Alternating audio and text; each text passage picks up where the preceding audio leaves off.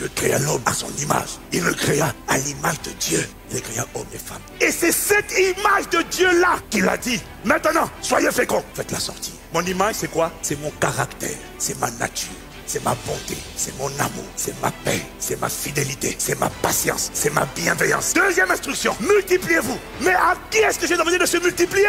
J'ai demandé de se multiplier à des êtres humains qui avaient mon image en eux. J'ai pas demandé la multiplication de n'importe quel être humain. J'ai demandé la multiplication de mon image, de ma race. C'est pas pareil. Et c'est à eux que j'ai dit, multipliez, remplissez la terre, assujettissez et dominez. Ma pensée n'était pas de faire des enfants. Ma pensée était de perpétuer ma race, mon image, ma ressemblance. Mais aujourd'hui, on a des hommes et des femmes qui font des enfants. Madame est remplie d'amertume, monsieur est rempli d'adultère.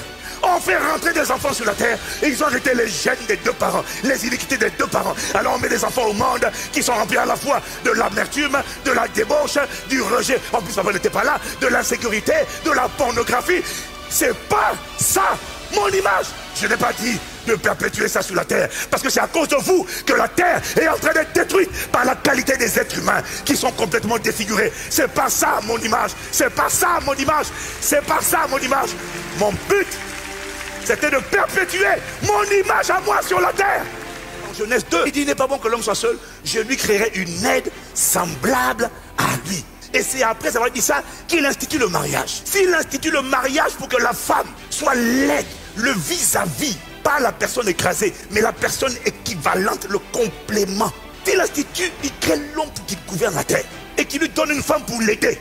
Ça ne peut pas être pour faire des enfants. Parce que quand il dit ça, il n'y a pas d'enfants. Mais il y a un travail. Quand il dit ça, il n'y a pas de rapport encore. Mais il y a un mandat. Il y a un Dieu qu'on doit voir sur la terre afin qu'on n'ait pas besoin d'aller au ciel, mais que le ciel soit visible sur la terre à travers des hommes et des femmes qui ont son image et qui fonctionnent selon sa ressemblance. Tant que les gens ne veulent pas se marier pour devenir une plateforme visible de manifestation de son règne dans les cœurs et de sa volonté de faire le bien, de guérir, de sauver, de libérer, de briser la tyrannie des ténèbres. Tant que c'est pas ça, ta prière et ton désir, toutes tes prières, Dieu s'éloigne.